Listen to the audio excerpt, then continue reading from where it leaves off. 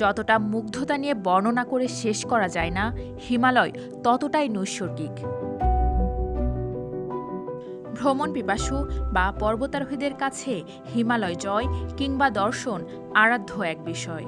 তবে এই আরাধ্য হিমালয় জয়ে মানুষের রেখে আসা বর্জ্য এগুলো। বিবিসি লিখেছে, কেবল এভারেস্টেই ৫০ টন বর্জ্য এবং ২ শতাধিক মৃতদেহ পড়ে আছে বলে ধারণা করা হয়।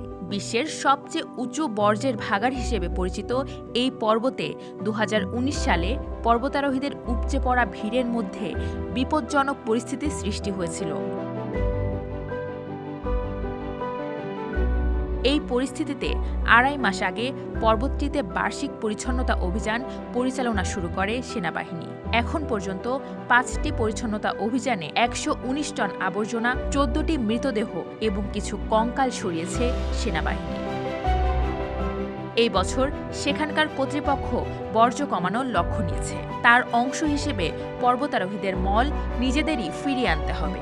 পর্বতারোহণের অনুমতি সীমিত করতে নেপালের সুপ্রিম কোর্ট গত মে মাসে দেশটির সরকারকে নির্দেশ দেওয়ায় পারমিট সংখ্যা আরও কমতে পারে বলে ধারণা করা হচ্ছে, যদিও প্রাথমিক আদেশে সর্বোচ্চ সংখ্যা নির্ধারণ করে দেওয়া হয়নি।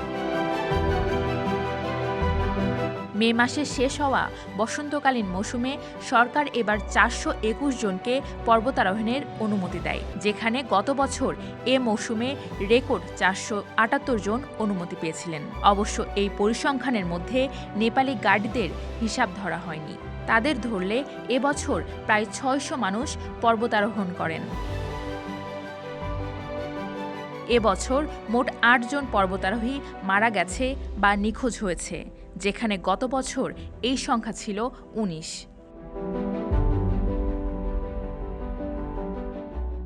জারিয়াত নিশি, ১ টাকার খবর।